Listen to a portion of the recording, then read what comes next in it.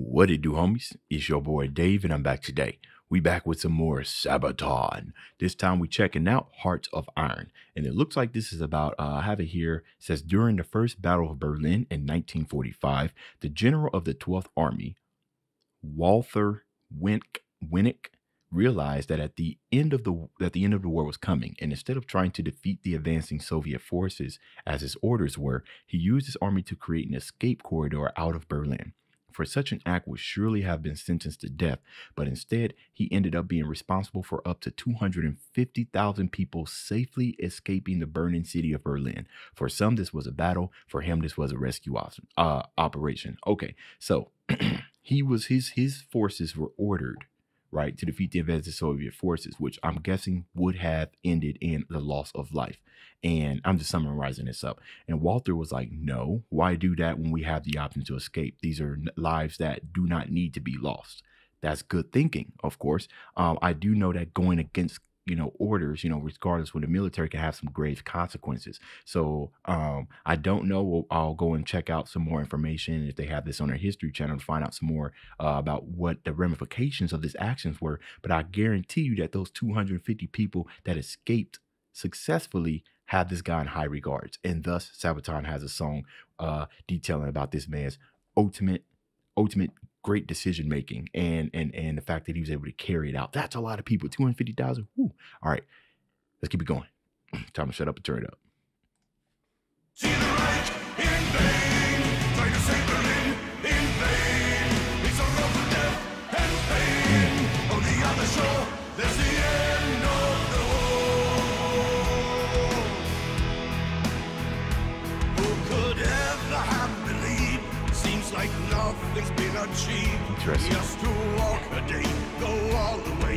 The thrones are closing in.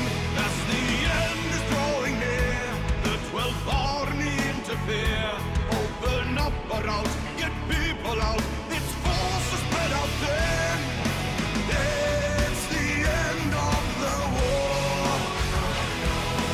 Reach for Elvis Joe. Okay, so that's where they were going. It's the end. The war has been lost. Keeping them safe till the river's been crossed. Nicht ein Schlacht, ein Rettungsaktion. Holding the ground till the final platoon. Hurry up, we're waiting for you. Men of the 9th and civilians too. Okay, the civilians too. Okay. Surrendering to the West. That's good stuff. So he said he was thinking about the end of the war, right? So of course you would need to have knowledge about what's going. I mean, obviously most people in the military will have knowledge of what's going on, or at least you would hope. So he saw the end of the war nearing, right? And at first I was thinking that it was 250 like forces and whatnot, but it's 250 civilians. And that's also pretty amazing because you know, especially in the times of war, you have all these civilians and everything, some of them have given up, some of them have gone to fight, some of them have just accepted, like, oh man, I'm going to die. This is actually very unfortunate. And then, right, you have Walther, right, to make sure I pronounce his name right, just kind of showing up like a guardian angel saying, yo, you don't have to die today. You can come with me. That's like a breath of relief, right? That's just instant like gratification for this man. And the fact that he had this decision and made this decision. So that's absolutely amazing. I hope that he wasn't sentenced to death for such an action. I would think that although orders are meant to be followed, there are some cases, regardless of what the military, where ingenious or impromptu kind of thinking is rewarded, right? Especially when you save this many lives, right? Like, why would you want to execute somebody for saving that many lives and avoiding a needless battle, right? Also, hence the kind of somberness, not a lot of like raging guitars and everything going on, because obviously this is a story of healing, if you will, right? A good story, a story of courage as well. So yeah.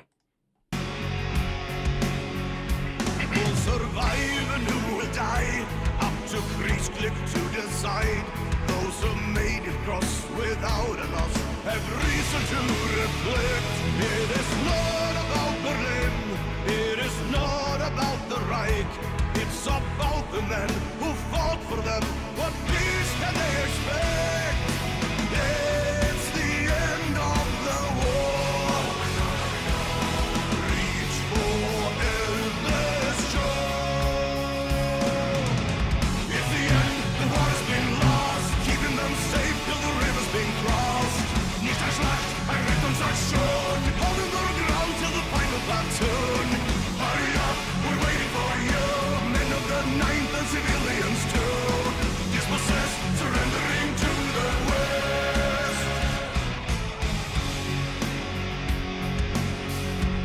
Yeah, the tone of dynamics in this. See the city burn on the other side, going down in flames as two worlds collide.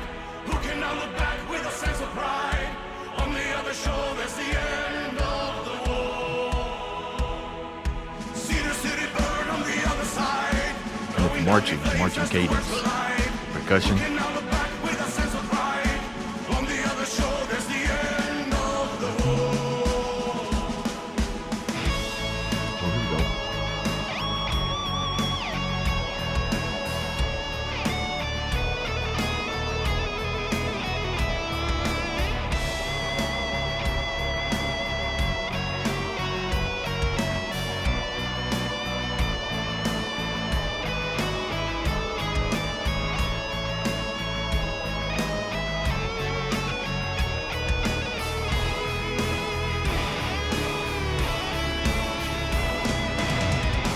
Yeah, so that's interesting. That's an interesting solo right there, especially with the chords coming in, right?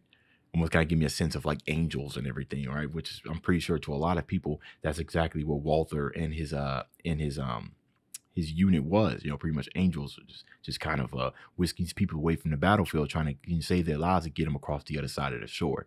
And then of course the guitar solo comes in. We get a bunch of sustained notes, which is nice because that kind of give you the sense of sadness, but in some cases it could be seen as a sense of victory. Towards the end of that solo, as they started kind of doing those quarter notes, those that kind of gave me a sense of like, what do you want to call it, like success, almost like panting of the breath, right? As you running for your life and everything. That type of stuff. I don't know, man. My mind just be going through some random things when I be listening to these solos, but love it. Okay. It's the end, the water's been lost, keeping them safe till the river's been crossed. Nicht ein Schlacht, ein Rettungsaktion, holding the ground till the final platoon. What is he saying there? Men of the ninth and civilians too.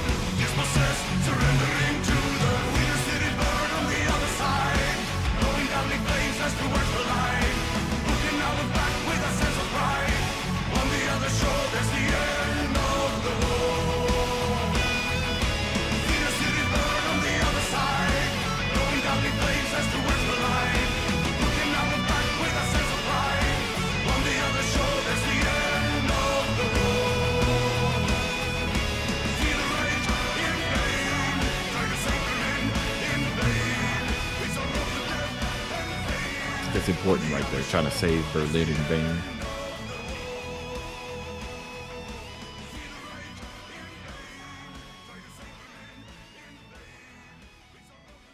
Yeah, so I think that's that's a good thing. Try to save Berlin in vain. Like, don't save because it's already progressed towards the point of unrecoverable, right? So instead of just sending people in to die and all the civilians die, why not just rescue them? Kind of makes you think about why this order didn't come from the top. Like, the commanding officers is like, all right, everybody just needs to die. That's the end of this war. God, that's just such a selfish order. You know what I mean? So I'm glad at least one person in there. And I don't know if this is like the collective decision between him and a couple other people in his unit, or if it's just his solely decision.